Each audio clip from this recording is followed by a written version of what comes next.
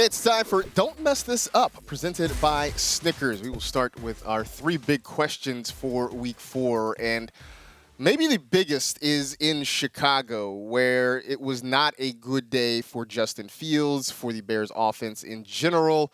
But we talked about Justin Tucker in his record 66-yard field goal. That was, I believe, 19 more yards than the Bears offense generated on, on Sunday. So bad.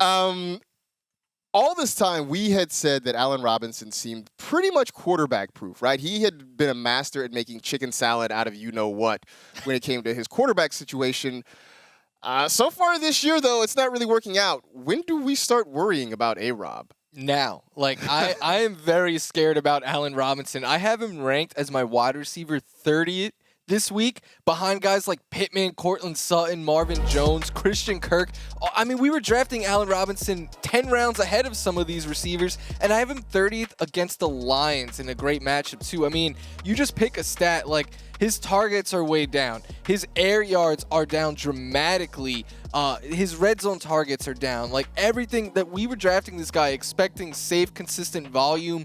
And then I was drafting him especially saying, all right, once Justin Fields takes over and they unlock the deep ball with Allen Robinson, it's a new level of upside that we haven't got ever out of Allen Robinson. And that just hasn't been the case. I don't like the way they're using him. I don't like the way the play calls have been called. I don't like the way the quarterbacks are playing. Like, right now, I'm very worried about Robinson and the entire Bears offense. Yeah, it is definitely disconcerting. I mean, look, we had Robinson as a guy that, you just felt okay about regardless of the situation. We had Darnell Mooney as kind of a sleeper that everybody loved. I mean, so far, Mooney, his best game's been 66 yards. That was against the Bengals in Week 2.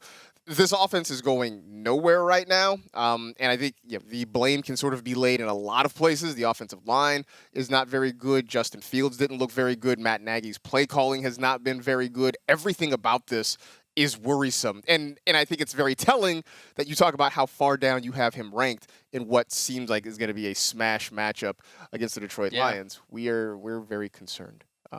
If you've got him, obviously you're not dropping him, and the hard part is you can't really trade him because who wants him right now? Yeah. So, and if you are trading him, I mean, you're going to be getting 20 cents on the dollar, something like that. I think you're just handcuffed with him. He's sort of an anchor on your fantasy roster right now. That could be a whole segment, fantasy anchors, guys. You just have to hold on to and you don't know what you could do with them.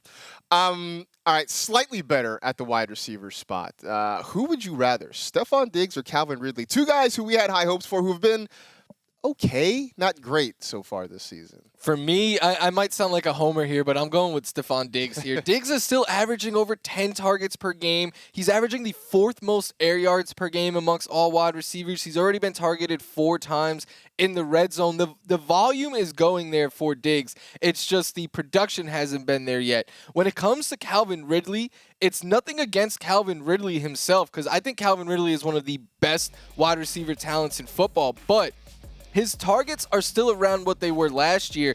It's just the quality of targets are taking a hit. Like, his air yards per game is down dramatically, per target down dramatically. He's not getting those deep shots anymore down the field like we were expecting. So it's just really, it's a Matt Ryan thing, I think. I trust Josh Allen getting Diggs the ball a lot more than I do Matt Ryan getting Ridley. One thing about this Falcons offense, I really thought Arthur Smith was going to sort of change it and tailor it to his personnel, understanding that, Mike Davis is not Derrick Henry. Newsflash, everybody. They're not the same player. And just really kind of taking advantage of guys like Calvin Ridley and Kyle Pitts. And I don't feel like that's happened yet. That being said, I think I'm still slightly siding toward Ridley, only because as I watched the Bills, the one thing I noticed on Sunday was Josh Allen spreading the ball around a lot more.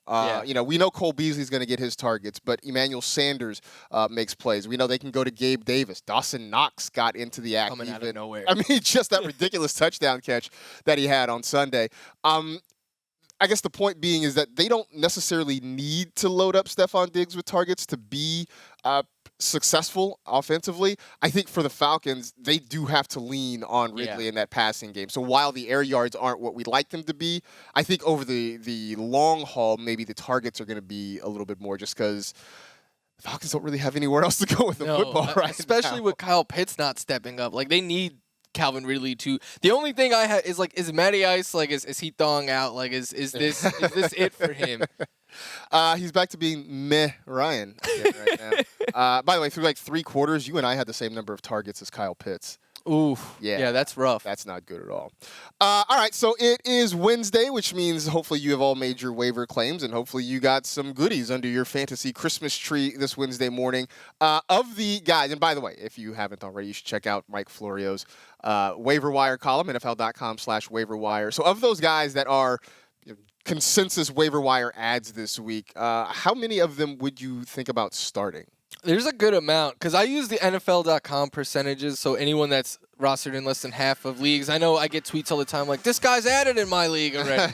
Sorry. I would start Chuba Hubbard for sure. I love what he could do in this offense. We saw Mike Davis last year finish as an RB1 because they have so many designed pass plays for the running backs that they're not going to change that. Madison, if Cook is out, we saw what he did last week. Naheem Hines, I mean, please pick this guy up so I could stop putting him in the waiver wire article.